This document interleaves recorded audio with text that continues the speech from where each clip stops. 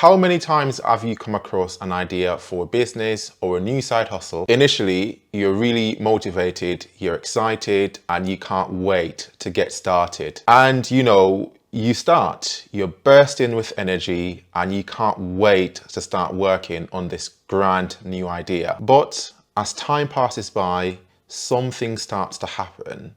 And this could be one of many or multiple things. You get trapped in what I like to call the perfection loop. You become less motivated, or you start to feel like the idea that you had wasn't actually that good. You may even become distracted with a brand new idea, which ends up meeting the same exact fate. For whatever the reason, this idea that you came up with never sees the light of day. Now, weirdly, just recently, that was me.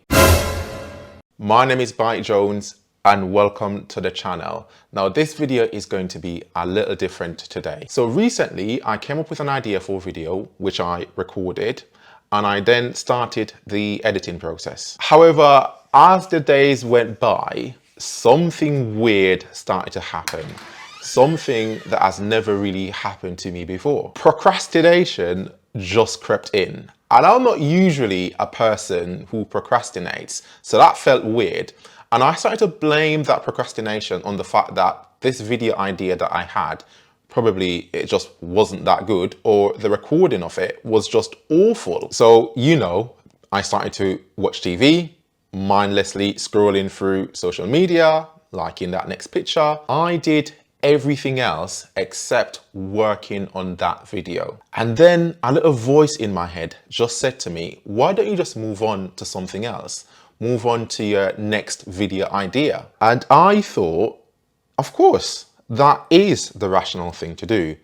This idea isn't working out, so of course it makes sense to just move on to something else. You see, I convinced myself that I was right. And then I went and looked for allies. I would just tell them my situation. Obviously, I'm going to make sure I tell them my own biased version of it, because I want them to agree with me and to tell me, you're doing the right thing. Just move on to something else if this isn't working out. So of course, I did exactly that. But in a weird twist of fate, while I was researching my idea for my next video, I came across this book from Steven Pressfield called The War of Art. This is a book that I've heard many other YouTubers spoke about, and I thought I should give it a read to see if it could help me with some insight for my new project. In the book, Pressfield, he talks about this concept called resistance. And the way he explains it is that it's this internal force in your head whose sole mission is to stop you from achieving the things that you want to achieve. It feeds on our insecurities and it thrives on our fear of failure. It is that thing that tells us that our ideas just aren't good enough. But what really scared me as I was reading this is when this concept called resistance would present itself as a rational voice. The thing that told me to move on to my next idea, which in the moment sounded like it was the rational and sensible thing to do. In a weird way, what's happening there is that resistance is telling me where to go, because it will know exactly where to find me next, because the same thing is going to happen to my new idea. It's going to end up meeting the same exact fate. And that's when the penny dropped. That's when it hit me.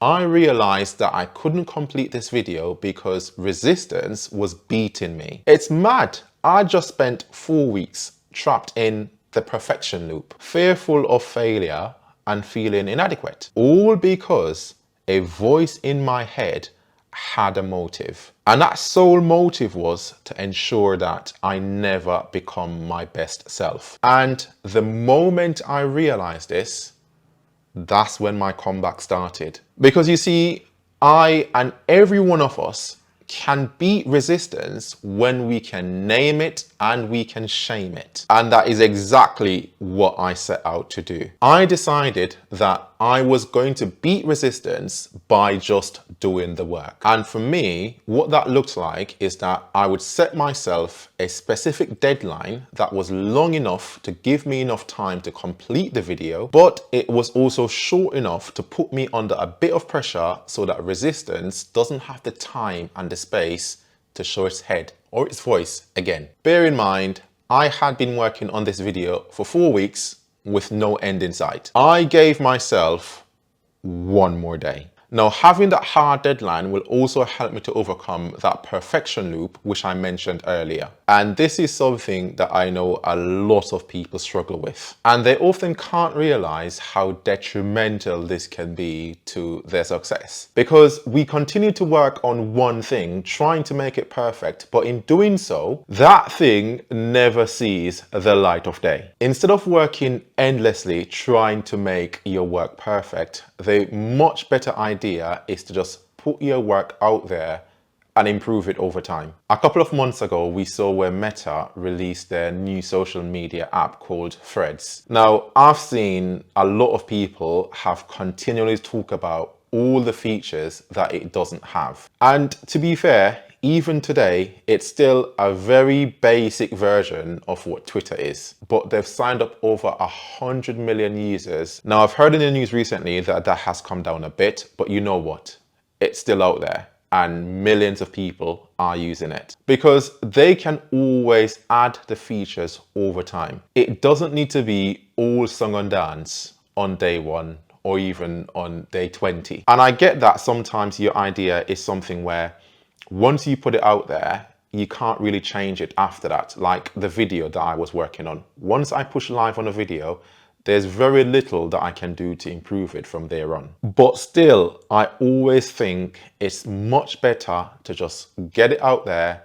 And if you can't improve that one, then improve on the next one. Every video that I put out on this platform, I feel fear. But fear can be one of two things. It can be so destructive that it stops our progression, or it can be an ally. One of the things that Pressfield talks about in his book is that we should see fear as a positive thing. Because when we feel fear about the things that we're doing, it shows that we actually really care about it. But notoriously, we often allow fear to cripple us simply based on how we've defined success. You see, for example, with the video that I was working on, for me, success would be getting thousands of views. When in fact, success should be completing the video as best as I can and getting it out there. And once I was able to understand that, I felt like I was winning. Now, let's talk about time. Resistance often tells us that we haven't got enough time to do the things that we need to do. Whenever I talk to people about starting a new business idea or doing something that they've always wanted to do, the first thing that they say to me is, I just haven't got any time for it. Now, I am going to put my neck on the line here because I am going to say, for me personally, this is not something that I struggle with. So I've never actually said this on this channel, but I have a very normal 9-to-5 office-based job. I also have a child that needs a lot of looking after. So I need to do school runs. I need to do all the activities like swimming, dancing, birthday parties. I also try to exercise, go to the gym every day, even on my rest days. I have my Etsy store and other side hustles that I'm working on. And then recently, I started this YouTube channel. So a question that I get asked literally all the time is, where do you find the time to do all of this? And the way I've been able to successfully manage all of this is to do exactly what Steven Pressfield explains in The War of Art. I treat all my responsibilities professionally. In the book, Pressfield makes two important distinctions. He says there's the professional and there's the amateur. You see, if you treat the things that you're doing like a hobby or a pastime, then you're an amateur. And usually you won't approach these things with the commitment and the consistency that they need. But if you instead treat it like a professional, then you will approach your work with seriousness and dedication, because you will understand that you will need to show up every day regardless of how you feel. Being a professional means that you stay disciplined and you organize yourself so that you can be efficient every day. Then you will see how you'll find the time to do the things that you need to do, like working on your business idea. So for me, with this, organization is key. I time block everything I do. I try and break my day down into the main responsibilities that I have. Primarily my childcare, my 9-to-5 job,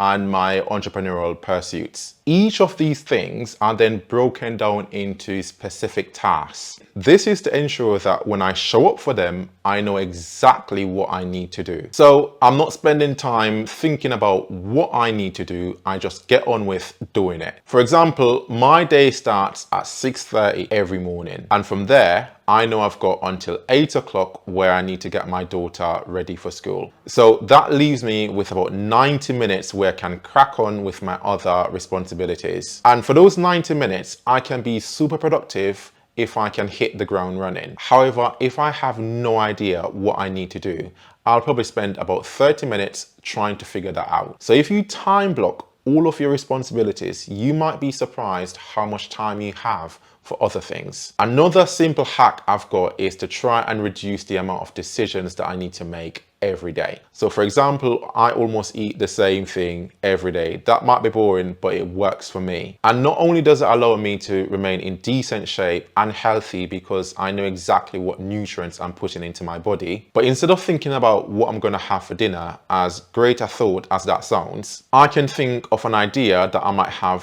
for a YouTube video. So essentially, for those decisions that are simple and insignificant, you just find ways of automating them. I try and ensure that my days are not spent thinking about those things. And look, there's so much around this idea that I could get into, but I am sure you're wondering if I managed to complete that video in the time that I set for myself. Well, I'm happy to report that I did. And you can go and watch it right here. You might learn something new, and let me know what you think in the comment section.